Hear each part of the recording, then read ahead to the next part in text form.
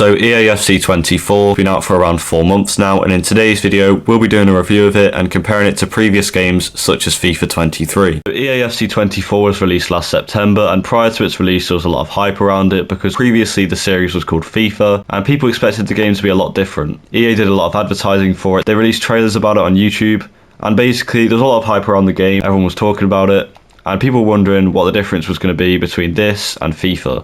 Now obviously with any new game in a series there's always going to be updates and new features and modes, however it wasn't really a significant update despite it being a name change and everything like that. It just feels like FIFA 24.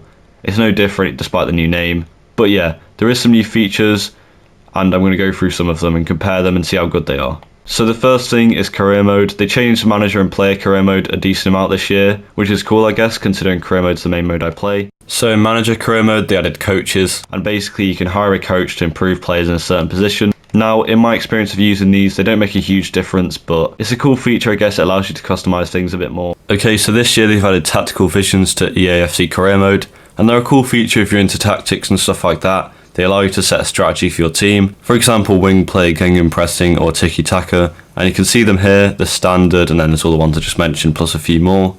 They're alright, they add more customization if you really want to control how your team plays, but if you enjoyed doing stuff like that in previous games, then it's a cool new feature for you to play around with and improve how your team plays. So they did add the training plan feature, but it's a pretty small addition to the game.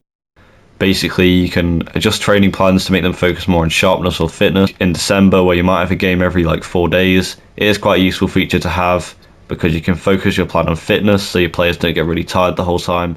Now player career mode's always been a mode I'm not all that bothered about because, you know, I don't know, I just don't find it that interesting. EA generally don't care about it that much, and they have changed it a bit this year by adding agents. So basically all your players can have agents. It makes it a bit more interesting and realistic, but generally it's still player career mode, and if you don't like player career mode, this year isn't going to change your mind. Ultimate Team's the same as always. It's a decent amount of fun. Obviously EA like it because it earns them a lot of money, but they haven't done too much to change it either. As for the actual gameplay, the penalties in this year's game are a bit weird. You have to time it at the right point. You can see the circle getting smaller. If you kick it while the circle is really big, it'll be really inaccurate and it'll go flying over the bar, which is a bit stupid because that's not really how penalties work. So you have to time it right when the circle's small, like this, and then aim it where you want to aim it.